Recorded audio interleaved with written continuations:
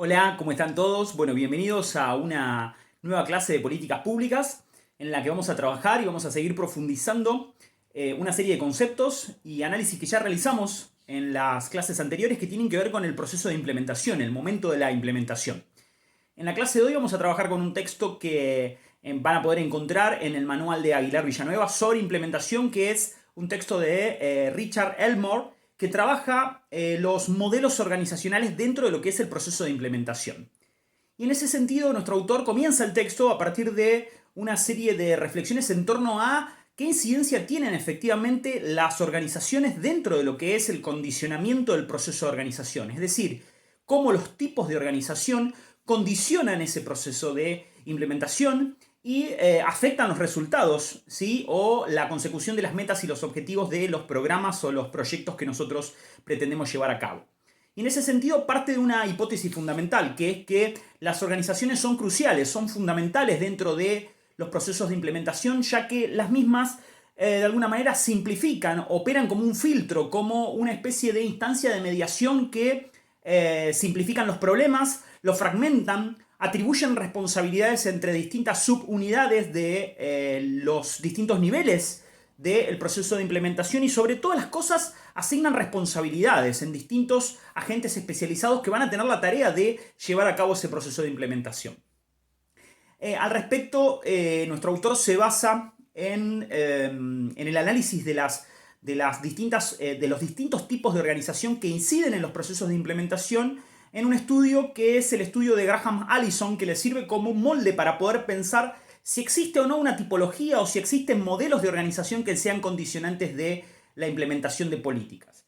Y si bien marca que la teoría en relación a los modelos organizacionales es bastante anárquica, pueden deducirse al menos 4 grandes macromodelos que nos permiten pensar de qué modo las organizaciones tienen incidencia en la implementación de las políticas públicas, cómo condicionan a los actores, cómo condicionan a las unidades especializadas que están abocadas a la ejecución de las políticas, cómo inciden en los acuerdos o en los desacuerdos, en la distribución de recursos y en la interacción entre los actores de ese proceso de implementación. Esos 4 macromodelos reciben distintas denominaciones que aquí vamos a trabajar muy sucintamente y que ustedes las van a poder abordar en el texto, leer en el texto y sobre todo tratar de analizar e interpretar. Pero que bueno, este video de acompañamiento les va a servir para hacer un repaso rápido de estos 4 macromodelos. En primer lugar nos encontramos con el denominado modelo de administración de sistemas, dice Richard Elmore. El modelo de administración de sistemas es un modelo organizacional que condiciona o que actúa sobre la implementación teniendo en cuenta 2 principios fundamentales. Por un lado el principio de control y por el otro lado el principio de jerarquía. Es decir, se pone incidencia o se entiende que el proceso de implementación siempre se da de arriba a abajo. ¿Qué quiere decir esto? Que las organizaciones se estructuran de una manera jerárquica y vertical y que lo que se busca es ejercer un disciplinamiento de la conducta, de la actitud y del accionar de las distintas subunidades, de las agencias que se van a encargar de la implementación, buscando una maximización de objetivos, es decir, una maximización racional que me permita alcanzar, disciplinando a esos actores subordinados, la mayor eficiencia posible. Es decir, se le da una fuerte importancia al control y a la administración de la conducta de esas subunidades que deben seguir casi a pie juntillas los objetivos y las metas que fija la unidad jerárquica superior en el proceso de administración. Y que lo que se pretende es todo el tiempo supervisar, medir y contrastar el rendimiento de esas subunidades. Es decir, programar, prever el comportamiento de esas subunidades y buscar que las mismas se ajusten a los parámetros de rendimiento que se esperan. Entonces nos encontramos, dice Richard Elmore, con una organización donde predomina, con un modelo organizacional donde predomina la concepción jerárquica y la perspectiva de la necesidad de supervisar y ejercer una coordinación centralizada del proceso de implementación. Sin embargo, existe un segundo modelo que pone un poco en tensión y en discusión este primer molde. Este segundo modelo se lo conoce como el modelo de proceso burocrático.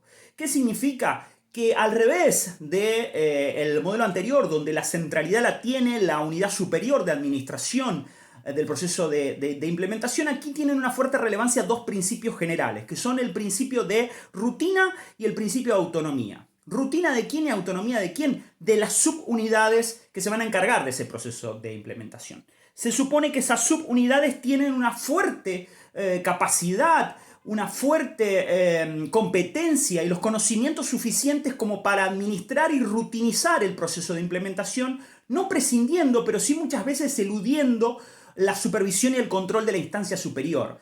Y esto nos lleva, dice el autor, a una suerte de conservadurismo dinámico, porque de alguna manera las organizaciones burocráticas inferiores, los actores subordinados, van a tener una centralidad. Son aquellos, dice el autor, que están frente a los beneficiarios de los programas de políticas públicas, son los que viven las tensiones cotidianas y los conflictos que se presentan en la ventanilla de las políticas públicas, y son los que se van a arrogar la competencia para poder decidir, ajustar el grado de avance de nuestro proceso de implementación y qué objetivos, ¿sí?, se van de alguna manera moderando a los intereses y las necesidades de esas subunidades que van a condicionar fuertemente, ¿sí?, ese proceso. ¿Por qué? Porque tienen los recursos para estandarizar y simplificar los objetivos macro que a veces se fijan las unidades superiores, ¿sí?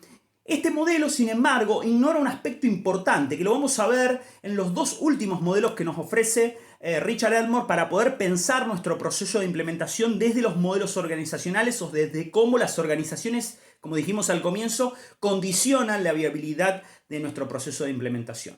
Por un lado tenemos lo que llama el autor el modelo de desarrollo organizacional. Y por otro lado tenemos lo que el autor denomina el modelo de conflicto y negociación. Los dos ponen énfasis en el peso que tienen los actores, los distintos actores, los actores burocráticos, pero también los actores sociales y políticos dentro de las subunidades inferiores. Esos actores, si uno sigue el primer modelo, el modelo de desarrollo organizacional, de alguna manera tienen que tender, según nuestro autor, al desarrollo y a la autonomía de sus propias capacidades. Dentro del modelo de desarrollo organizacional, lo que se pretende es que los actores adquieran la suficiente autonomía como para hacer valer sus responsabilidades, mejorar su potencialidad y conocimiento del proceso, pero a su vez crear la motivación suficiente para que esos actores se vean implicados en el proceso de implementación. ¿Cómo se logra esto? No solo respetando la autonomía de estos actores, sino también generando redes de comunicación abierta, de interdependencia, de colaboración, de intercambio de conocimientos y de competencia mutua.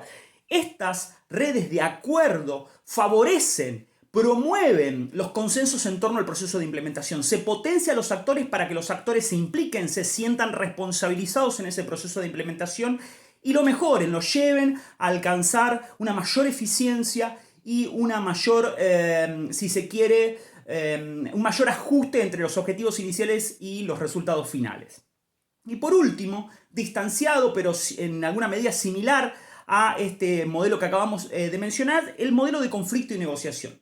Si bien se reconoce la autonomía de los actores, ¿sí?, como sucede con el modelo anterior, y se reconoce a su vez la capacidad, también, dice nuestro autor Elmore, hay que darle relevancia a la idea de que cada uno de los actores que están implicados en el proceso de implementación tienen recursos propios y tienen intereses propios que van a poner en juego en el proceso de implementación. Esto es muy relevante porque otorga una dimensión política que va más allá de la idea del consenso que nos ofrece el modelo anterior. Dice nuestro autor que hay que pensar a las organizaciones que implementan a las políticas públicas como arenas de conflicto, es decir, como arenas donde permanentemente hay tensiones en torno de los recursos y muchas veces las metas y los objetivos son puestos en discusión a través de ¿qué? De instancias de negociación.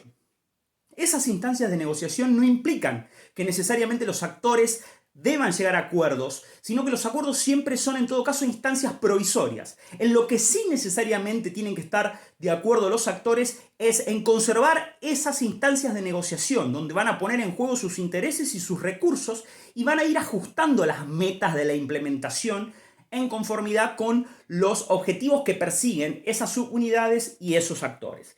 Y es fundamental que se alcancen siempre acuerdos provisorios que son producto de la negociación política. Una negociación política que hace que el proceso sea un proceso de implementación ajustado, gradual, progresivo y siempre sometido a las necesidades, a los objetivos particulares, ¿sí? Y a los intereses de cada uno de los actores, de los agentes y de las subunidades que intervienen en la implementación. Estos 4 modelos nos hacen pensar de alguna manera que las organizaciones son cruciales, son vitales, son el medio fundamental mediante el cual es viable el proceso de implementación. En algunos casos es fundamental el principio de jerarquía y de subordinación, el principio de vigilancia, ¿sí? Y de control de las instancias inferiores por parte de la instancia de conducción del proceso de implementación. En otros casos cobra mucha relevancia o mucha influencia el rol de las burocracias, es decir, aquellas que, dotadas de su conocimiento, de su expertise, de sus saberes locales, hacen valer la incidencia de los mismos, hacen valer sus competencias sobre la implementación de las políticas. Por otro lado, también hay que reconocer que es imprescindible que en todo proceso de implementación existan acuerdos, existan redes de interdependencia y de circulación de saberes, de conocimientos, cooperación entre los actores para que sea posible la implementación de las políticas. Pero no podemos ignorar, dice Elmore, y con esto vamos a cerrar, que todo proceso de implementación es un proceso de negociación política que se da dentro de determinadas arenas, que se da dentro de determinados territorios y que requiere de ajustes progresivos, ajustes que pueden implicar avances y retrocesos porque ponen en tensión los intereses de los que marcan los lineamientos generales de nuestras políticas, pero también de los actores que van a poner a esa política en juego y la van a ejecutar en un campo determinado.